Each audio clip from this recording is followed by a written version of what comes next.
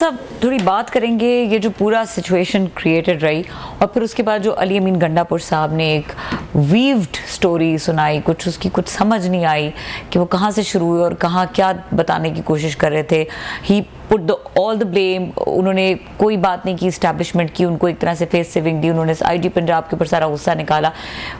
फिर और भी मुज़ाकरात की भी बातें बीच में कर रहे थे। क्या कहना चाह रहे थे? अभी हमारे साथ न्याय साहब थे, न्याय साहब बड़े इंतहाई लॉजिकल अच्छी गुफ्तगू करते हैं, लेकिन बाद चीज़ों से very humbly I disagree with his point of view. वो भी कर रहे थे, मैं भी कर रहा था। उनकी एक बात से मुझे इत्तेफाक है, बाकी चीज़ों से मैं ज़रा थोड़ा सा मैं डिफरेंट इस मसले को देखता हूँ जो कुछ हुआ है। मेरा ये ख्याल है, जो मैंने उनसे सवाल भी किया, कि गंडापुर साहब ने बिल्कुल स्क्रिप्ट के मुताबिक ही काम किया है और ये स्क्रिप्ट उनको लोग कहते हैं एस्टेब्लिशमेंट ने दिया है, जो सबका तकरीबन उनकी पार्टी भी ये समझती है, उनके लोग भी समझते हैं। हफीज़ और न्याय साहब ये पहले दिन से कहते हैं, बहुत लोग कहते हैं कंप्रोमाइज़ है, मैं ऐसे नहीं समझता, माई रीडिंग माई अप्रोच। मेरा एक ख्याल है उन्होंने एग्जैक्टली वही कुछ किया जो उनको इमरान खान साहब ने कहा था। इमरान खान साहब ने उनको यही कुछ कहा था कि आपके ज़िम्मे जो काम है आपने करना है, बंदे लेकर आने हैं,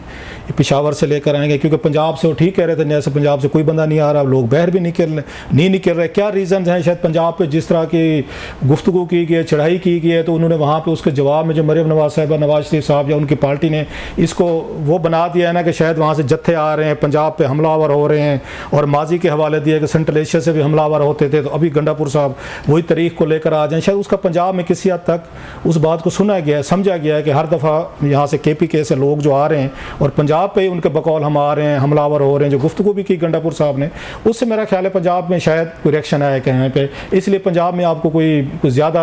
रिस्पांस नज़र नहीं आया खान साहब के इसके लिए जलसे जुलूसों के लिए। अब उनका जिम्मे क्या काम था जो मुझे समझ आ रही है इस पूरे अगर इस सीन को देखें, एक तो जो उन्होंने खान साहब ने कहा कि पार्टी का कोई बंदा नहीं आएगा डी चौक में, मतलब इसकी मुझे अब तक पार्टी के किसी बंदे ने कोई लॉजिकल कोई इसकी जस्टिफिकेशन नहीं दी कि ये क्यों फैसला हुआ है। मतलब मुझे ये अनहोनी इसलिए लग रही है कि पहले ये मैं इस्लामाबाद में 98 से मैं यहाँ पे आया हूँ, तो मेरी उसमें लिविंग मेमोरी में मुझे कोई वाक़या याद नहीं आ रहा कि कभी कोई ऐसा जलसा जुलूस हुआ हो जिसके लीडर ना हो, वो चाहे वो आपके मजहबी जमातें हों, चाहे पोलिटिकल पार्टीज़ हों, लॉन्ग मार्चेज़ हों, धरने, हमेशा लीडर का फेस सामने होता है, वही कंट्रोल करता है मजमे को और वही जिम्मेदारी लेता है कि हंगामा नहीं होगा, लड़ाई नहीं होगी, हम पूरा अमन रहेंगे, पीसफुल रहेंगे। तो बगैर लीडर के तो कोई बंदा यहाँ पे आएगा नहीं। अच्छा, जलसे नहीं होते, लीडरलेस मॉप होता है, वो मॉप होता है ना, कुछ भी जो दिल चाहे करता है। अब मॉप के पीछे क्या सही की थी? इससे पहले मुझे याद पड़ता है यहाँ पे ये उस वक्त जना मुशर्रफ साहब के ये दौर की बात है, उस वक्त अभी असेंबली नई नहीं बनी थी, तारिक अजीम साहब थे एक मजहबी ग्रुप के वो लीडर थे, तो उनको असैसिनेट किया गया था गोलरा पे। तो उस वक्त भी ये कुछ हुआ था कि मॉब निकला था यहाँ से, मदरसों से, इधर उधर से, उन्होंने पूरे इस्लामाबाद को उन्होंने हशा नशा आग लगा दी, सिनेमा हाउस जला दिए थे, उन्होंने पूरे का पूरा ब्लू एरिया उन्होंने जला कर रख दिया, किसी ने उनको नहीं रोका था। 3, 4, 5, 6 घंटे उस मैं इस्लामाबाद में था, हम यही रिपोर्टिंग कर रहे थे, पूरे का पूरा उन्होंने ये जला कर रख दिया था। ये मॉब की साइकी होती है कि कोई बंदे नहीं था, लीड करने वाला नहीं था, अचानक एट द स्पर ऑफ ये मूवमेंट हुआ, पूरी ये जो आपकी मार्केट है यहाँ पे, इसको उन्होंने जला कर रख दिया सारे के सारे। अब क्या प्लान था आपका? अब प्लान ये था, ये खान साहब के जहन में था कि जैसे इस्टेब्लिशमेंट पहले मुझसे दब गई थी, जब आपको याद हो इन्होंने सुबह सवेरे आज़म सवाती साहब को भेजा था कि जनाब के यहाँ पे शहर में ऑलरेडी प्रॉब्लम है, वो ये रिलीजियस पार्टी के लोग आए हुए हैं, उधर से सुप्रीम कोर्ट में वो कोई प्रोसीडिंग चल रही है, तो ये खदशा है कि आपका वो ना हो जाए, कोई क्लैश ना हो जाए, आप मेहरबानी फरमाएं, आप अपनी ये जलसे की कॉल है इसको अब वापस लें। जो उन्होंने वापस लिया और उसके बदले डील की गई कि 8 सितंबर का आप जलसा करेंगे जो इस्लामाबाद के बहर आपने किया।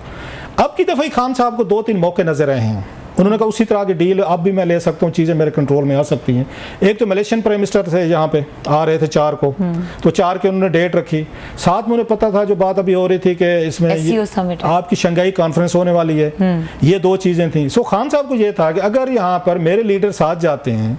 तो फिर हमें जिम्मेदारी लेनी पड़ेगी, फिर हमें कोई और 9 में होगा, कोई नहीं, और 9 में नहीं होगा, फिर आपके लिए ये प्रॉब्लम होंगे। फिर उनके होते हुए कुछ अगर कोई हंगामे हुए, जलसे हुए, जलूस हुए, लड़ाई झगड़े हुए, तो हमारे गले में पड़ जाएगा। आपने करना ही है, आपने वर्कर लाने हैं, लोग लाने हैं और उनको आके इस्लामाबाद में छोड़ देना, और किसी ने उसकी रिस्पॉन्सिबिलिटी नहीं लेनी कि ये कौन लोग हैं। कल को मतलब आप उनको डिसून भी कर सकते हैं, इन्होंने 9 मई के बाद लोगों को डिसून कर दिया था कि हमारे लोग, खान साहब आज भी कहते हैं कि दें जी सजाएं, मेरा तो तल्लुक नहीं है। अगर पार्टी लीडर साथ होते सारे, फिर तो आप डिसून नहीं कर सकते थे कि आपको मजमा, आपका क्राउड है।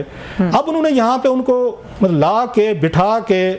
उन्होंने मजबूर करना था हुकूमत को कि जब आप इस तरह का माब होता है, इस तरह का मतलब लीडरलेस कोई हजूम होता है, हजूम फिर किसी जगह भी जा सकते हैं। और बांग्लादेश वाले मिसाल मैं पहले भी देता रहा हूँ, उनके जहन में है कि हम लाएं, अगर यहाँ पुलिस रजिस्ट करेगी, लोग रजिस्ट करेंगे, कोई लीड करने वाला नहीं होगा, फिर उसके बाद मजमा खुद लड़ेगा इनसे, वो सुप्रीम कोर्ट में घुस जाएं, वो प्राइम मिनिस्टर हाउस में घुस जाएं, वो पार्लियामेंट में घुस जाएं, लोगों के घरों में घुस जाएं, वो जहाँ पर करेंगे फिर एक क्यास होगा, क्याटिक सिचुएशन होगी, फिर हुकूमत, फौज और एजेंसी मेरे पास आएंगी जैसे ये पहले आए थे, अगस्त में आए थे।